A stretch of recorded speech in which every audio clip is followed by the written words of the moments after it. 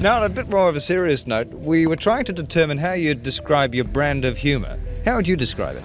Funny. Nobody looks at a topless bar in Vancouver's Chinatown and thinks this is where a cultural revolution begins. And yet that is precisely where Richard Cheech Marin and Tommy Chong stumbled into each other in 1970 and accidentally created one of the most unlikely and enduring comedy partnerships in entertainment history, a partnership built not on shared background or childhood friendship, but on the specific chemistry that sometimes only emerges between two people who have almost nothing in common and somehow make something extraordinary out of the friction. Cheech was not supposed to be in Vancouver at all. Born in South Los Angeles to a father who worked as a police officer, he had been studying pottery at California State University Northridge, genuinely interested in clay wheels and kills and the kind of quiet craft that has nothing to do with punchlines, when the Vietnam War draft made that plan feel suddenly irrelevant. Faced with the possibility of being sent to fight in a war he did not believe in, he made the kind of decision that is easy to second-guess in retrospect and very clear in the moment. He left the country. He drove trucks, unloaded carpets, kept working on his pottery, and tried to construct something resembling a life in a city he had not chosen for any reason except that it was not where the draft board could reach him. Tommy Chong, meanwhile, had already lived several distinct lives before Cheech ever walked through his door. Born in Edmonton, Alberta, to a Chinese father and a Scottish-Irish mother, he had spent time as a musician, playing guitar in a band called Bobby Taylor and the Vancouvers that actually got signed to Motown, which is not a small thing and could easily have been the beginning of an entirely different story. By the early 1970s, though, Tommy had drifted away from music and into a different kind of enterprise. He was running a topless bar in Vancouver's Chinatown called the Shanghai Junk, and because Tommy was constitutionally incapable of running anything in a straightforward way, he had transformed it into something that blended burlesque with performance art, staging comedy sketches between the dancers' routines through a group he called City Works.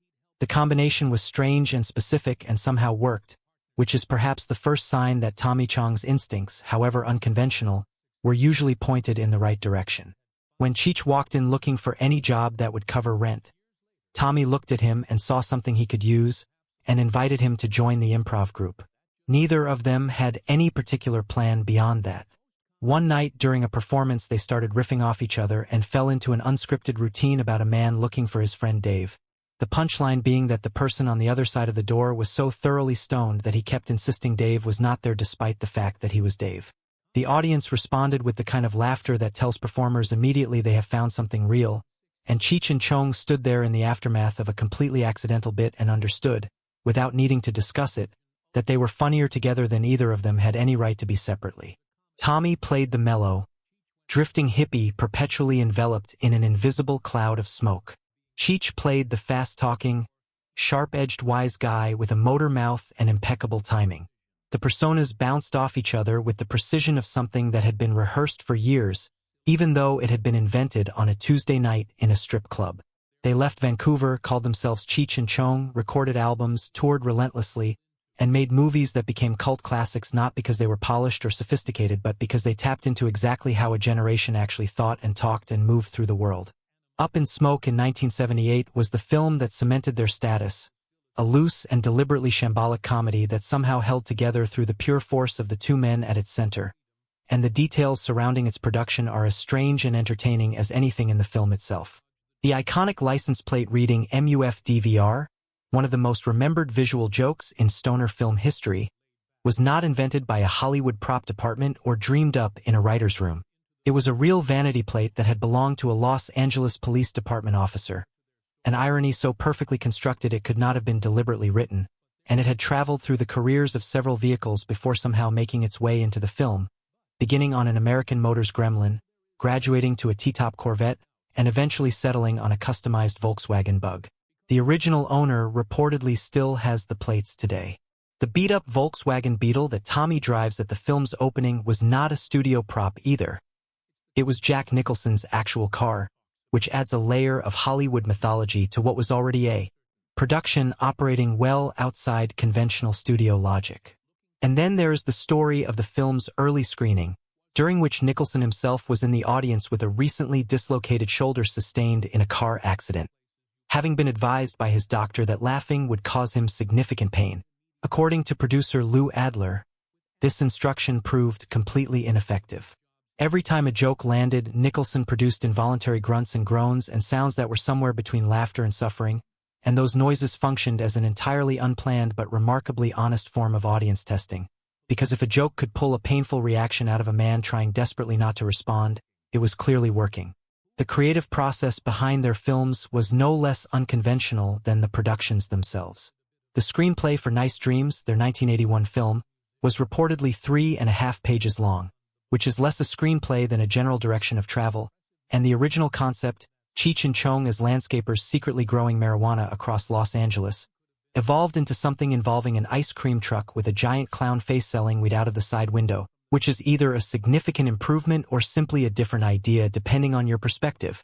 What is counterintuitive and genuinely impressive is that despite the minimal script and the loose improvisational energy, the physical comedy in their films was storyboarded with meticulous precision. Every chase sequence and pratfall and visual gag planned and choreographed before filming began, which means what looked like controlled chaos was actually controlled chaos. And the distinction matters because they made structured work look accidental, which is considerably harder than making accidental work look structured. The partnership itself was never as easygoing as the personas suggested.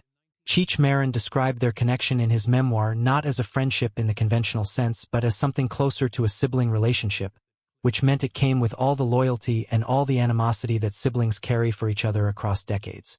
He compared the creative dynamic to the way pearls form, an irritant inside a shell that under sustained pressure becomes something beautiful, which is accurate and also not especially comfortable for anyone involved.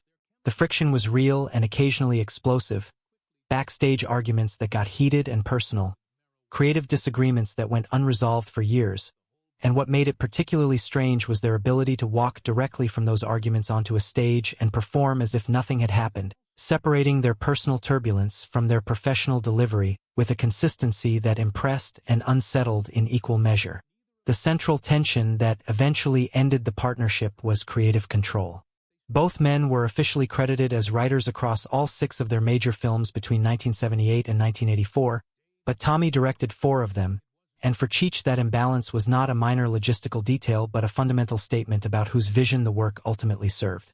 He felt his contributions were being minimized, that the partnership had gradually become a vehicle for Tommy's directorial ambitions with Cheech providing the other half of the frame. Tommy later acknowledged in a documentary that he had told Cheech directly that he never really earned the director title, and Cheech's response, that this was a lie and that he had directed just as much, captures the specific kind of argument that does not resolve because both sides are arguing about something they experienced differently and neither experienced incorrectly. The final break came in 1985, precipitated by a song. Cheech wanted to record a track called Born in East LA and asked Tommy to be part of it. Tommy declined. Cheech recorded it alone, turned it into a short film, and the project was both critically and commercially successful, which was satisfying and also irrelevant to the fact that the refusal had confirmed something he had been feeling for years, that the partnership had become something he was carrying rather than sharing. They had lasted 17 years together. Tommy, with some distance and what he described as honesty about his own behavior, later said the collapse was his fault, that he had become a megalomaniac in the director's chair, that the authority of that role had made him believe his judgment superseded everyone else's, and that he had lost the ability to distinguish between leading a production and controlling a partnership. Their individual careers after the split revealed dimensions of both men that the stoner comedy label had consistently obscured. Cheech Marin built an entirely separate identity as a voice actor, lending his instantly recognizable voice to Bonsai the hyena in The Lion King and Ramon in the Cars franchise and Stump in Ferngully. The Last Rainforest, the last of these placing him alongside Robin Williams in an animated environmental comedy, which is not a sentence anyone associated with Up in Smoke would have predicted.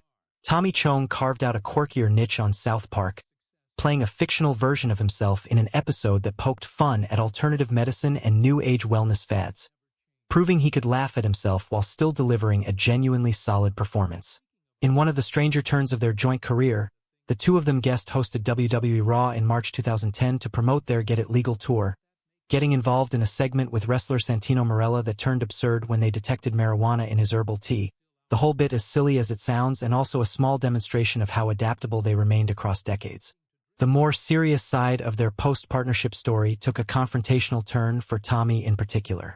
The federal government prosecuted him for selling glass pipes and bongs through a family business, a case that many observers considered politically motivated and disproportionate, given the nature of the offense, and his arrest and imprisonment became the subject of a documentary called aka Tommy Chong that explored the selective enforcement of drug paraphernalia laws and the use of celebrity prosecutions as public messaging. The film revealed a thoughtful and reflective person processing an experience that was both personally humiliating and politically instructive, a very different register from the character he had spent decades performing.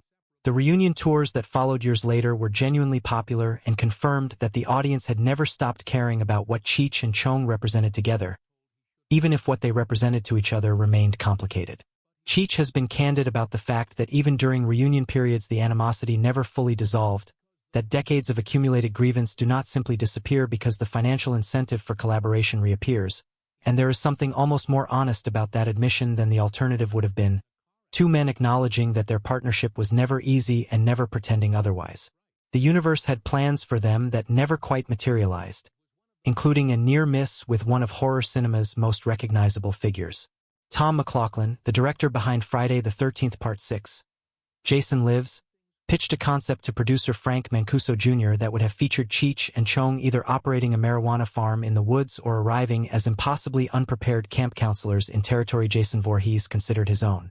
The logic of putting two laid-back stoners against an unstoppable masked killer is not immediately obvious but becomes more appealing the longer you think about it. And the fact that it never happened is a genuine loss to a very specific kind of cinema.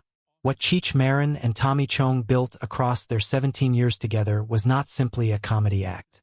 It was a cultural document of a generation's sensibility, a record of how young people in the 1970s actually talked and what they actually thought about authority and ambition and the gap between the life being offered and the life being lived.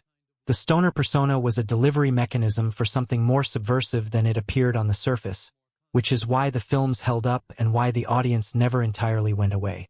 Two people who were not best friends and never entirely got along and split acrimoniously after nearly 2 decades managed to create something that outlasted the partnership by 50 years and counting, which is either the most unlikely outcome imaginable or the most predictable one, depending on whether you believe the best work always comes from ease or always comes from pressure. The Pearl and the Irritant. That was always the real story.